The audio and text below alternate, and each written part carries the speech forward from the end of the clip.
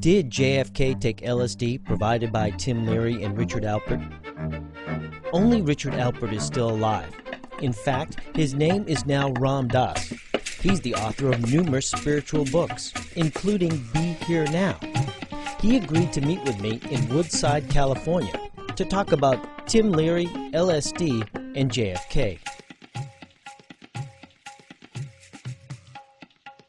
Well, here I am going into the hills right outside San Francisco on my way to talk to Ram Dass, who was Tim Leary's partner during the Harvard years. Well, here I am. I'm in San Gregorio. I'm a little lost, looking for Ram Dass. You guys, you know who Ram Dass is? Yeah. You do? Yeah. So am I close by Ram Dass then? Am I nearby? You're Right now you're about 45 minutes. 25 minutes. 45. 45. 35. And I've got like about an eighth of a tank of gas. Should I just be here now, or should I freak out? Start freaking out. You're doing a film on the history of LSD. What do you know about the history of LSD? Everything, women, I know. Well, tell me, why do you think it's illegal? I have no idea. It can't be. DMT is made by the pineal gland. But everyone here is telling me I need to meet Monkey so Bill. see Monkey Bill now. That's a trip. Monkey Bill. The monkey told me the monkeys never took one thing that he didn't try first. And Monkey Bill did experiments with monkeys and LSD at Stanford? In the early 60s at Stanford, yes. His name is Bill Marquis, and his nickname is Monkey, and well, he had he went crazy for a little bit, and then he had to stop his work. Who went crazy? Monkey. Anyways, he's a hippie that lives. When? He's a hippie that lives in the Hobbit house. It's really cool. That's where I live. Great. Coggins? I'm gonna follow you.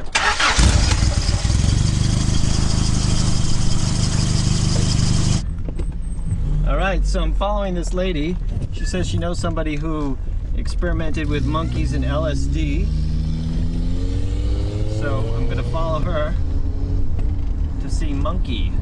So we're here, we're gonna go visit Monkey, one of the guys who originally... William Marquis. William Marquis. Yeah. And we're here in La Honda. This is Jimmy. La Honda. Hi, what's happening, dude? Good to see you. Okay, yeah. He doesn't want his picture taken until he knows what's going on. So I suppose you have to turn it off and tell him who you are. Exactly. Hold on, we're gonna shut off now, viewers. I'll bring the hippie out.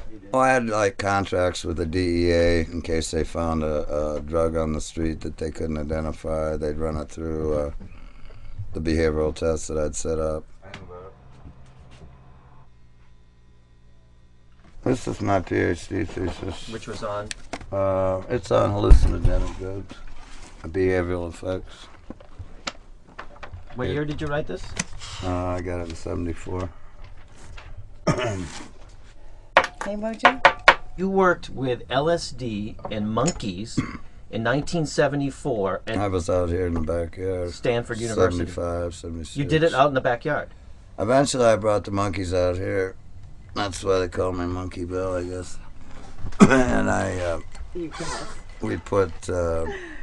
we had a huge facility for them. I had six monkeys. And we were giving them various psychedelic drugs that the government was synthesizing and sending to me He was giving those to experiment with on the monkeys. In the backyard here. Mm-hmm. Can I see the backyard? No. Why not? It's a I know. It's a mess now. Let's take a look. It's where history happened. The government paid to give LSD to give to monkeys. Let's check it out, man.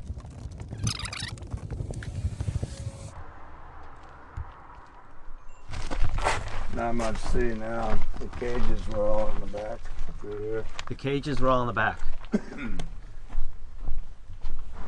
They were about 15 feet high. They were dog cages that were ganged together. So they had an ample area to run around in. Did they freak out inside the cages? It was hard to tell. They get very still on the various psychedelic drugs. What kind of things did they exhibit on the LSD, do you think? They wouldn't move, most of them. They do what they call visual tracking. they'd stand still and just kind of look around. Higher doses, their eyes were like darting back and forth. At that dose, humans would have that visual, tactile, auditory hallucinations. So let me get this straight. Almost 10 years after LSD becomes illegal, they're supplying it to this guy to test on monkeys in the backyard. Well, we're here at Ram Dass's, and I'm a little late, but you're saying it's all in the now anyway. Oh, you're... You know, I figured if there's one person I could be late, it's Ram Dass, right? Be here now? We're just getting ready for now. Perfect.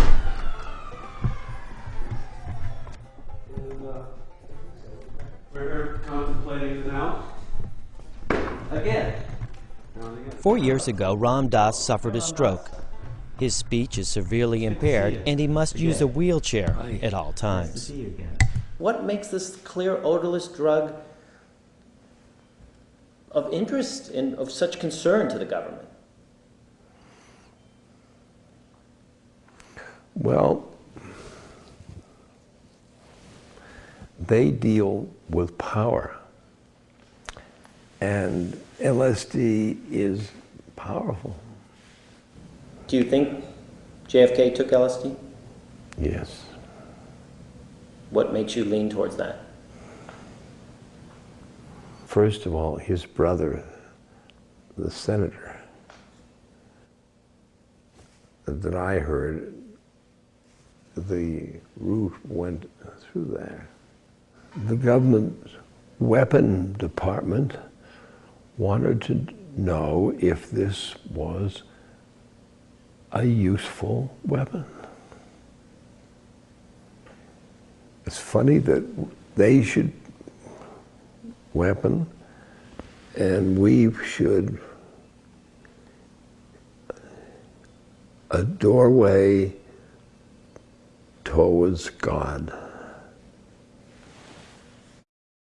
In 1962, Ram Dass, Tim Leary, and Professor Walter Pahnke created an experiment called the Good Friday Experiment. They recruited 20 divinity students to attend Good Friday services at Marsh Chapel at Boston University. The plan? To give half a placebo and the other half a psychedelic in the form of psilocybin.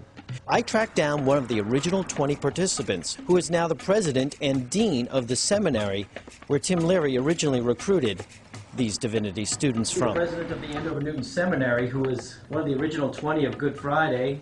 Hi, Ben. Oh. How you doing? Ben, unfortunately, you got the placebo, right? That's right. You got the placebo, Right. and just want to talk to you about Tim Leary and that whole day there, all right? I'd be glad to do that. We were told that there was a new kind of spiritual discovery going on.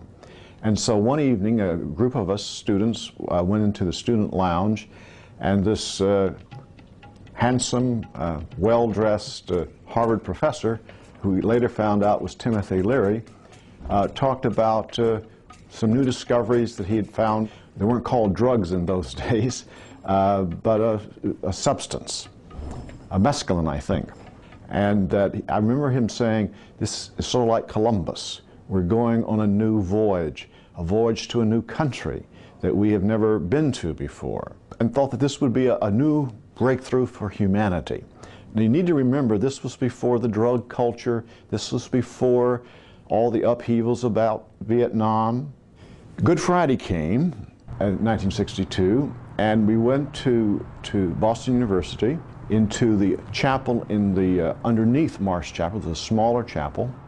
10 of us would get placebos, and 10 of us would get a substance called psilocybin.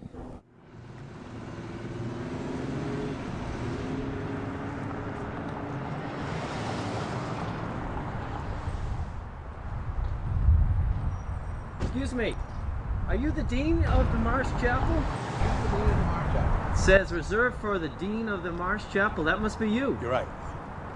Do you remember Timothy Leary test with the Harvard, with the Andover Newton students here? I don't remember. I wasn't here then, but that was 64. Where did that happen? The little chapel downstairs. Could you show me where that happened? We're on our way inside Marsh Chapel.